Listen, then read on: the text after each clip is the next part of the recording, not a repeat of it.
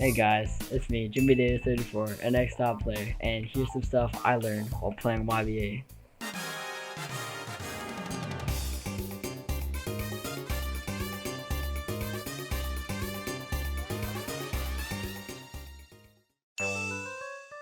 So I'm going to talk about M1s, right, as you saw from the title. Now M1s, right, you don't really think of them as like a move, like they don't really have a cooldown. You can use them as sort of like in between moves, right? Like for example, it's not viable to just run around and throw out moves like this. Like you can't, you don't just play like that. Like that's not how you play YBA. You use M1s to bridge the gaps in between all of those things. Something you need to know about M1s is that you can only do 2 before the last one isn't true. So you only want to do like 2 M1s max, maybe dash around and use a move. Although generally, I like to do just 1.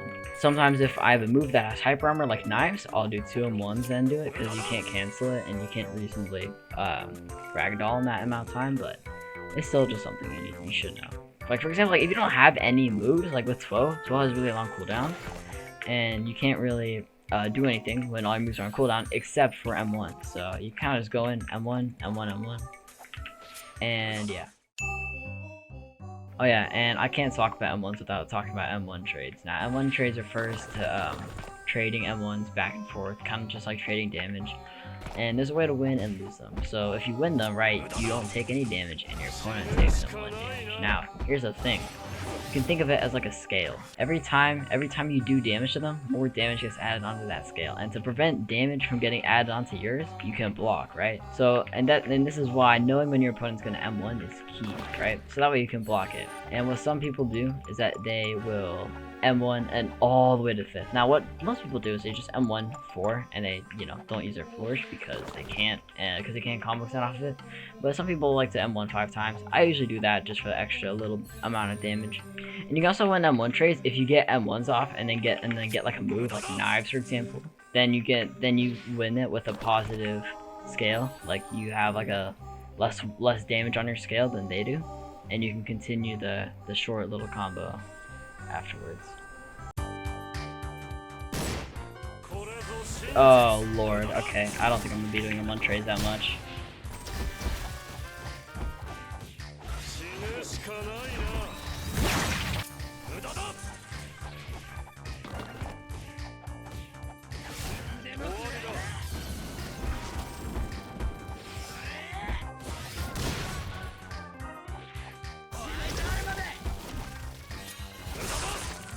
You can see, yeah, so you can see how, like, oh my god, just stop, bro.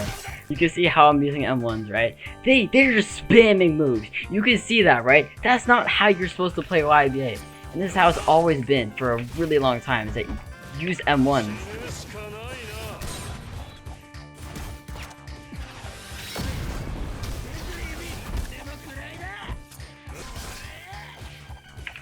Alright, I'm just spamming M1s, right? A block, see, they could do something, and I M1 right before they do. Oh, that's another thing. That's another really important thing that you should know. Editor, play the clip back when I black flash them. They M1 right after I M1. Now that's the thing, right? If you know you can M1 or M1 first and you're gonna have priority, do it. Just do it, because the thing is that you don't get punished that much for air swinging. It's pretty hard to punish someone for M1ing.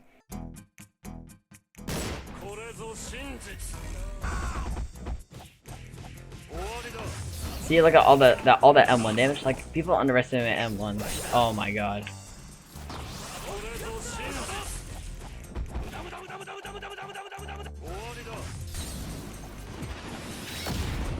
Anyways, yeah, as I was saying before, M1s do a lot of damage. Now, you should not underestimate your M1s. Like 3 M1s even. It's like the damage of like 1 move.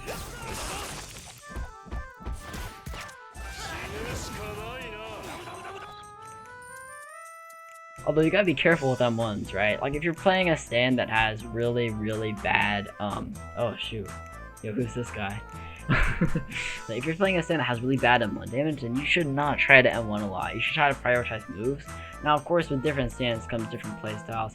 You're always gonna have to play different depending on what stand you're playing. For example, 12, you're gonna have to M1 a lot. You're gonna have to focus on canceling people's stuff. But maybe with something like, I don't know, Mr. President, you're gonna want to run around and then dash in and use a kidnap. It's just not M1 at all. Like, it can vary from stand to stand. That's the thing about M1s, right? Like, it's different. It varies. Each stand is personalized. I just got an epic chest. Wait, hold on, guys. What did you get, guys? You got Haunt number 2 and Lucky Arrow. Ah, that wasn't very good. Hey, but that's a lucky though. I'm not complaining.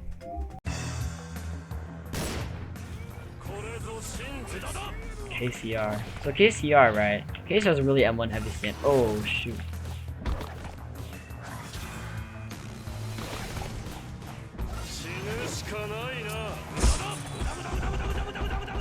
That guy's locked in. Anyways, yeah, it's an M1 heavy stand. You want an M1 a lot because of its high destructive power.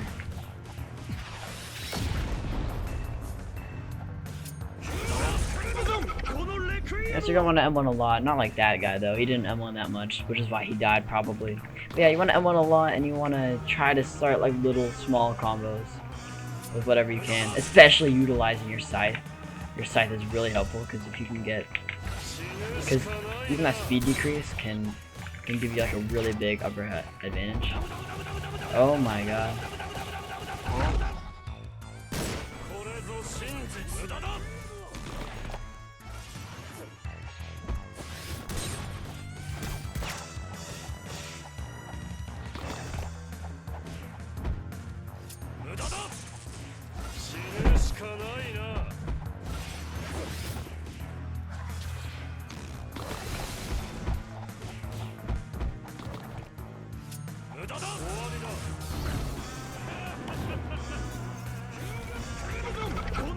I might have to lock in, bro.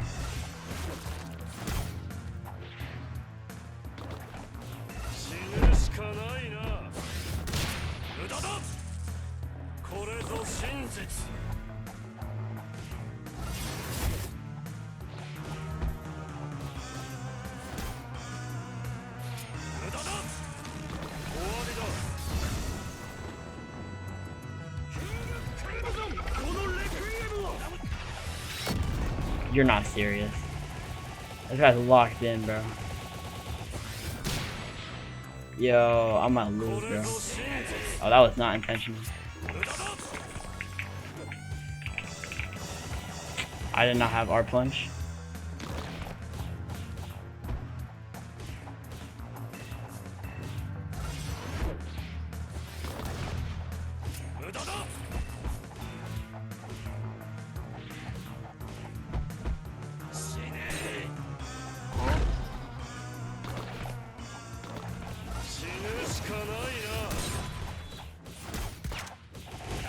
And he's dead. GG's, guys. GG's.